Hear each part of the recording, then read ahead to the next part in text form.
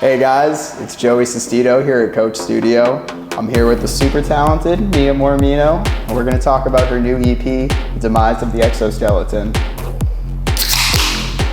Cheers. Cheers. Mia, thank you for coming in today. Yeah, thanks for having me. No problem. My first question, why is the EP called Demise of the Exoskeleton? So the EP is called Demise of the Exoskeleton because the exoskeleton of a creature, in this case a bug, for bugs, it's something that is used as a form of protection for the inside of the bugs.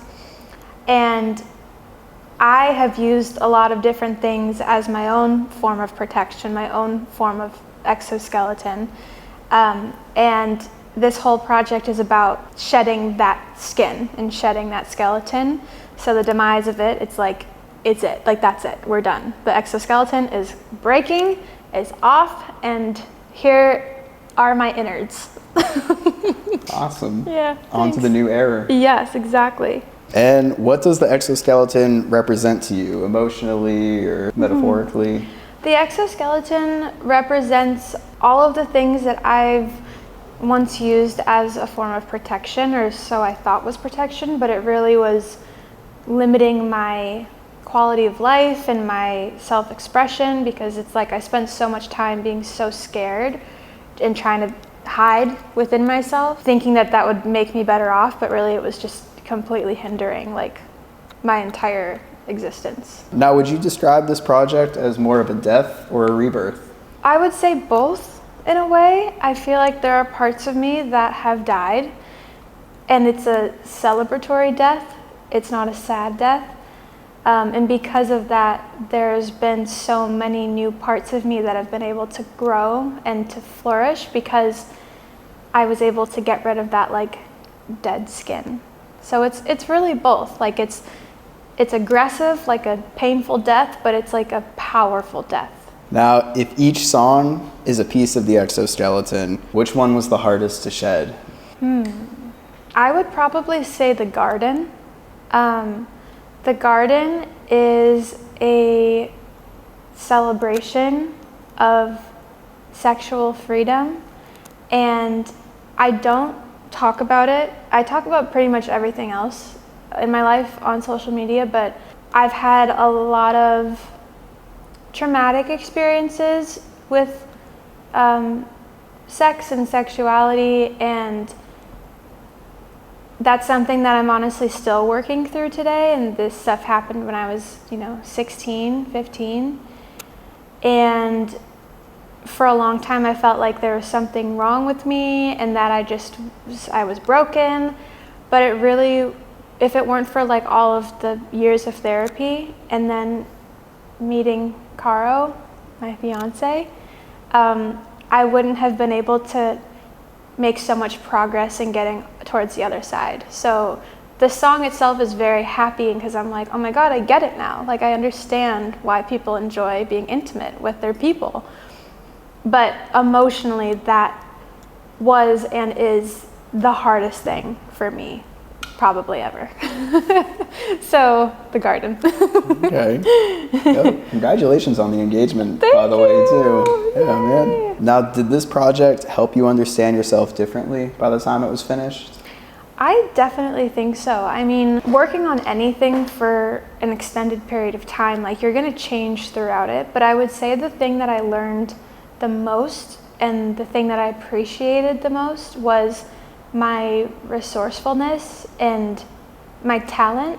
And like that's a hard thing for me to be able to acknowledge or like admit to, because there's just a whole bunch of other stuff with that, but like I feel so grateful that like I can do all these different things, and I can make my own costumes, and I can direct music videos and edit content and make my cover arts and make my crazy outfits. Like I feel like that was a part of me that I kind of neglected as far as like recognition, but this project has really helped me like own that talent and be like, yes, I can do these things. Like, this is awesome. Yeah. Yeah. The creative visionary. Yeah, exactly. It's like sometimes you need that push, and this EP was that push for sure. Awesome. So, yeah. And you made this outfit?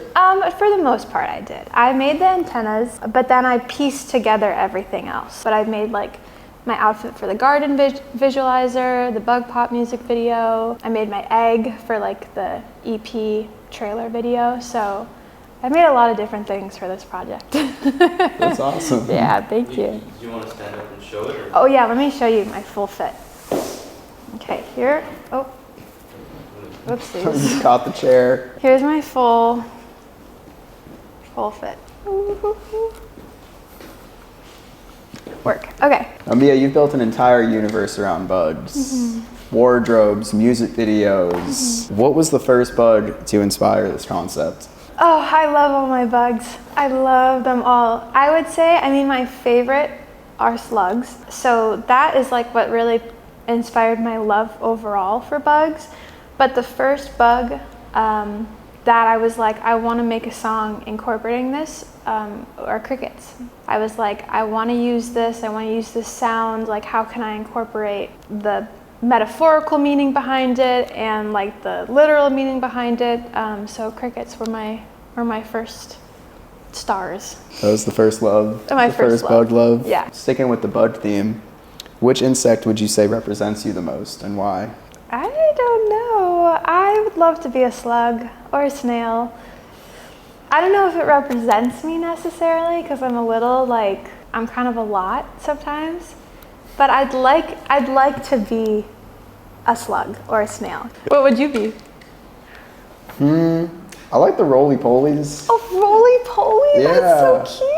'Cause, like, I like gardening, so I could like chill in the garden, Yeah. and then you just have like that great defense mechanism Yes. of rolling up in a ball. I love that. I love that for you. I can totally see you as a little roly-poly. What's one misconception people might have about your aesthetic? I think the misconception that people might have, like they see the aesthetic and they see and hear the music that I make, but so many times I've been told like, wow, you are so different than the music you make. Like your personality you think would be like mean and edgy and like tough, but I'm not that. I can see that. You're Yeah. very sweet. Yeah, thank you.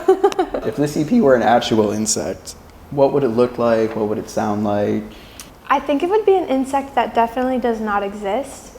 I think it would be one that transforms from one thing to the next, and it's like very abrupt and almost unexpected.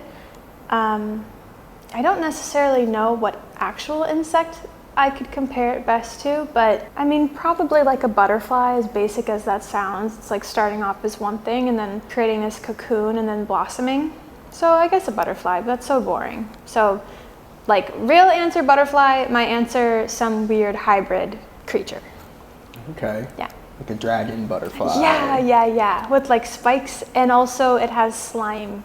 Okay, like a slimy dragon. Like a slimy, mucusy, like dragon fly. Okay. That would sound terrifying if you were another bug. I'm the worst nightmare. Now, Mia, Yes. you've made costumes, cocktails, and visuals. What was the most fun part of that creative process? Probably the costumes. It was really fun creating all these costumes because each one was so different from one another that I couldn't even compare it to the one I previously did, because it's like these antennae are so different than like my garden outfit, and the garden outfit is so different than the Bug Pop outfit. But it really forced me to get way more familiar with different mediums that like I've kind of put off because I've been scared. For example, like PVC piping, I've always been a little overwhelmed by the thought of using it because there's so much shit that goes with it. But this egg that I made, I had to use it because all of my other attempts did not work. But then I was like, oh wait, I can do this. Like it is a little scary, but I can do this. And that kind of represents like the whole album, and I guess just life in general. But yeah, the costumes were so fun to make, and like every time I'd come home with, new pieces, my sister would be like, should I even ask? And I'm like, no, it's probably better if you don't. It's some bug stuff. It's just some bug stuff. Getting back to the music, What song changed the most from start to finish? I would probably say Crickets changed the most. That song was just kind of a pain in the ass in general. I don't know necessarily for Caro, but I know for Caro's sanity it was a pain in the ass because I was a pain in the ass. I had the worst writer's block with that song. I cried. I mean, I've cried pretty much through every song on this EP, but this one was like, what am I doing? Am I even talented? Do I have anything going for me? Sort of like spiral. But I'd say that one changed the most because the melodies, like every session I was like, ugh, I don't like it. Let's do something else. Or like, ugh, this could be better. Does that make you appreciate it more for all of that, like knowing all of the work that went into it? Yeah, definitely. Because it's like, I know so much more now than I did prior to starting this project, and more about music and creativity, of course, but like just myself and like my patterns of, okay, this seems to usually happen around this moment in the creative process. So recognize it, but like don't get caught on it, even though it's way easier said than done. And Caro usually is the voice of reason. Yeah, so it does make me appreciate everything so much more. What's the hidden detail in one of the tracks that most people might not notice unless they really listen closely? In Metamorphosis, towards the middle/end, in the background we put in elements from each of the songs on the EP. So for example, the intro of Beetle Girl is like the whispering, like the Carl, get it up. We put that in Metamorphosis, and we did that with every other song. So we put the weird little like intro sound from Crickets, we put the intro sound from Bug Pop, we put in Itsy Bitsy Spider, I go like, ow, like I kind of like scream. We put that in there. So those are like all of my Easter eggs in one go, because that's the last song in the project, so I want it to feel like this accumulation of creativity.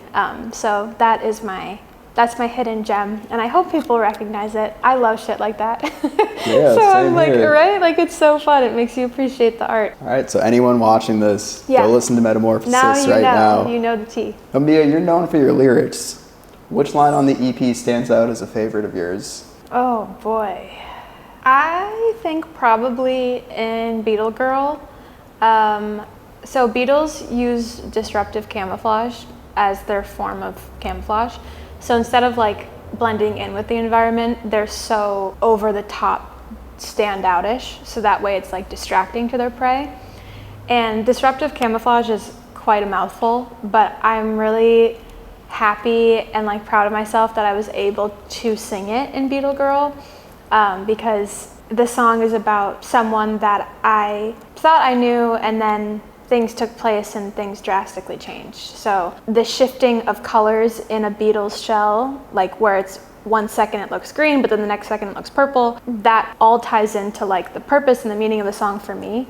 So I loved in Beetle Girl saying, my Beetle Girl, shift shades as you twirl, thought I knew every color, disruptive camouflage, but now I see it all. I am what you are not, and your true hues bled. Period. So that's definitely one of my favorites. I mean, there's so many other ones, like in Bug Pop, the flick flick line. I'm obsessed with that because I talk about Bug's life. Surprise! Shout out Bug's Shout out to Bug's life! Who is your favorite character in Bug's life? Like, I love Flick. I love Flick because he just is trying to do what he thinks will be the best for everyone.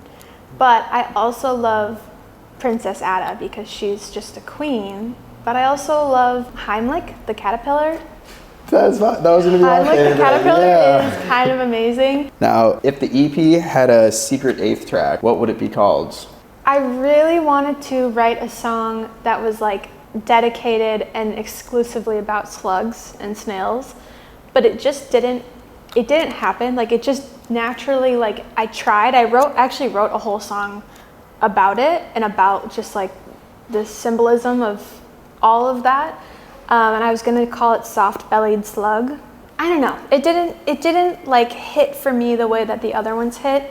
And I wrote that one lyrics first. I had no melody or anything. So I was just kind of like, I have no idea like where I would take this song. And it's kind of giving me like folky, like acoustic guitar, which is like not the vibe of this EP. So maybe on a future project, I'll rename it. But now we all know that would have been the 8th track for sure. Okay. Yeah. If you're gonna sing about slugs, it's got to be perfect, right? It has to be perfect. I love them too much. And I think that's probably why I couldn't do it, because I was like, the pressure's on. Like, my little slug community, I cannot let them down. You can't let them like, down. They are the reason I am who I am. So it's like I have to do them justice with a good song, and nothing was good enough for them, for me at least. Did you know what the track list would be like from the beginning, or did it evolve over the course of the project? Totally evolved over the course of the project. Itsy Bitsy Spider came out last year, and I actually wasn't even thinking of putting it on this project, but then I was hanging out with one of my girlfriends, and she was like, oh, and Itsy Bitsy Spider's the single. And I was like, right, totally, duh, of course it is. That was my plan. That was my plan. So I was like, okay, noted, that's a good idea. So besides that one, I really had no idea what any of them were going to be about. But I did write down like a whole list of bugs and buggy words that like I liked and that spoke to me. Like venom was another really cool one, or like a praying mantis. Like there's something cool in there with like religion, like something in there. But the ones that really spoke to me the most are the ones that are on the EP. Besides my slugs. Sorry, sluggies. Can you tell me about your and Caro's dynamic in the studio and what that is like? Yes, of course. I mean, I feel like when we're working on music, like we are very much locked in to working on music. I love our dynamic. Like we're so fast now because we just get each other's, like we're usually on the same brainwave for things. I'd say that the only time the dynamic drastically shifts is when my emotions like take the wheel. And he does such a great job of like helping me through it, but it definitely is a part of our sessions. Not every session, but I'd say 40% of the sessions I go through the whole like, will I ever amount to anything spiel, and he's like, yes, record this, then we could talk about it. And I'm like, okay, for sure. It's so fun making music with him. Like we just have so much fun, and he entertains all my crazy ideas, and he teaches me things along the way, and just watching him work is like a masterclass in itself. Like I could really honestly sit and watch him like produce for hours. Like it's so fun, and because he's so good, so it's like easy to watch, you know. But yeah, I love our dynamic, and I love him. That's awesome. Yeah. Shout out Caro. Shout out Caro. Wherever he is. Wherever he is. What's something that almost made the EP but didn't? I don't actually think there's anything that almost made it but didn't, but Parasite almost didn't make it. And that is probably collectively one of our favorite songs on the project. I'm so happy that we did, because it's such a good song, and it's like the craziest one out of all of them. So opposite of the question, but there's the answer. Okay, well, I'm glad it did. Me too. Were there any days that you wanted to quit the project? And how did Yes. you push through it?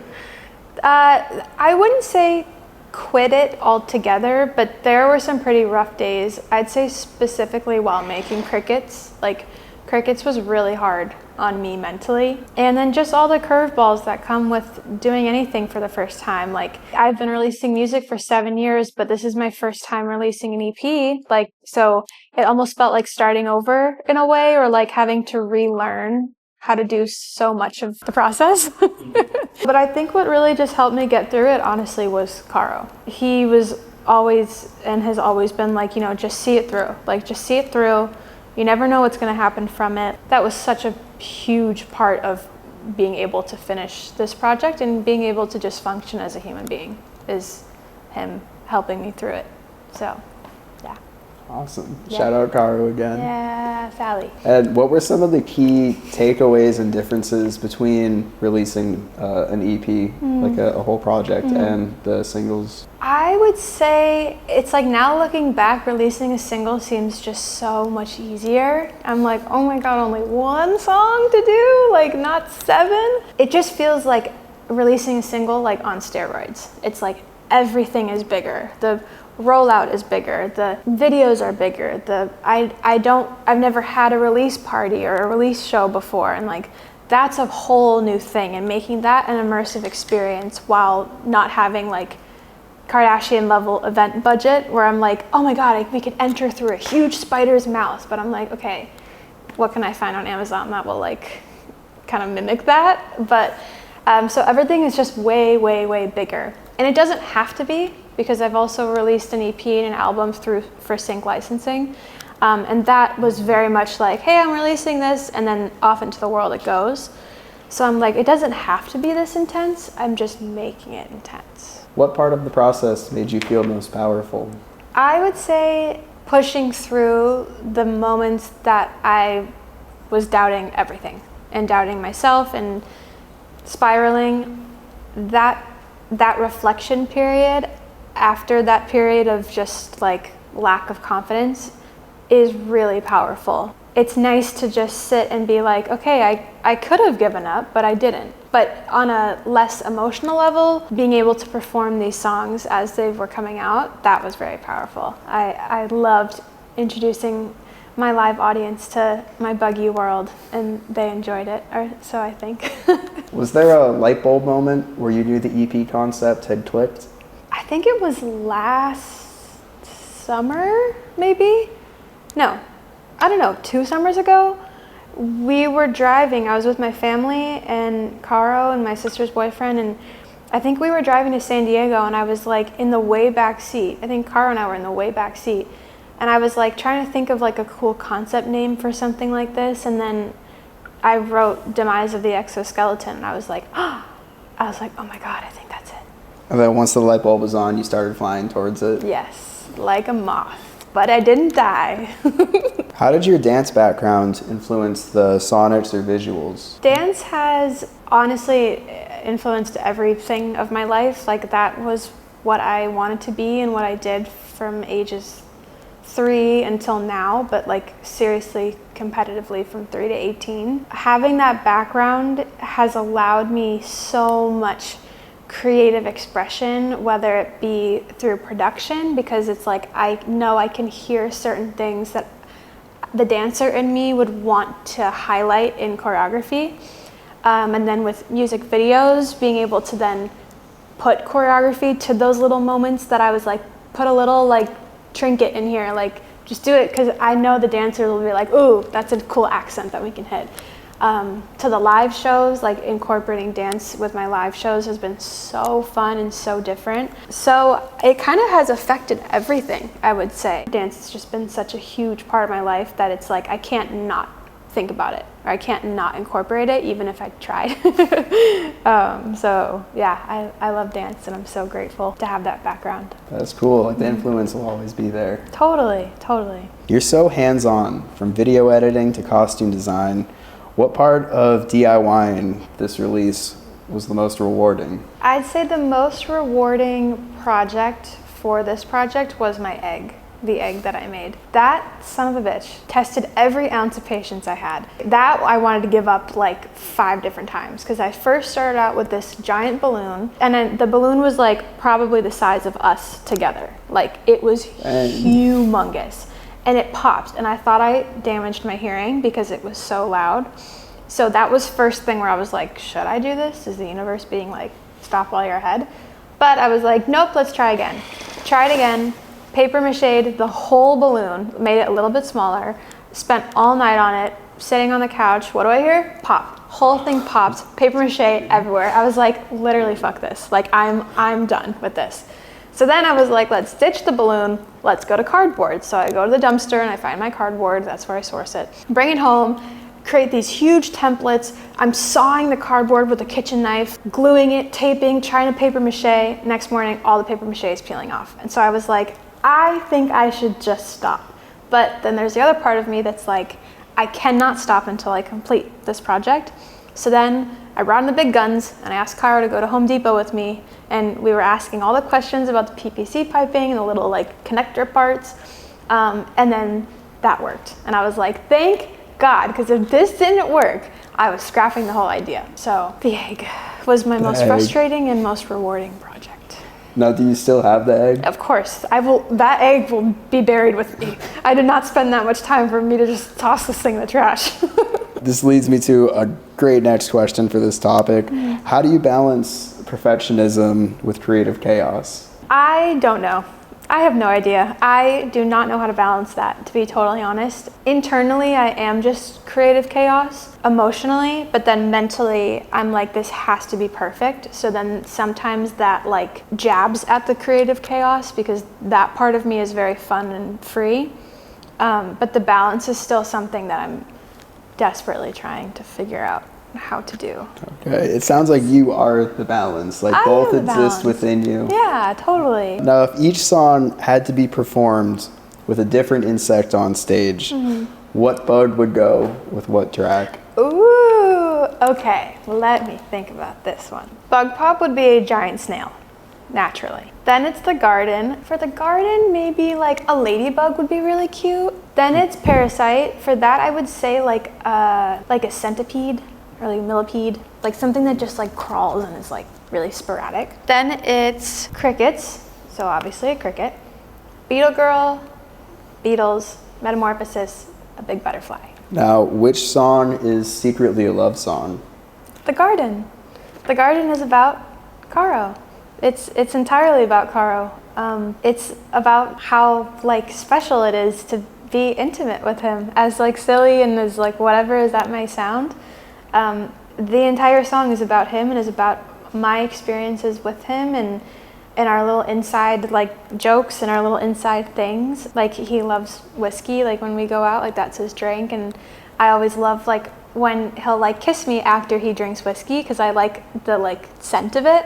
So I mentioned that in the song. Like there's just so many little nuances in that song it's literally all about him. If crickets had a scent, what would they smell like? Like the actual insect or the song? Yes. Perfect.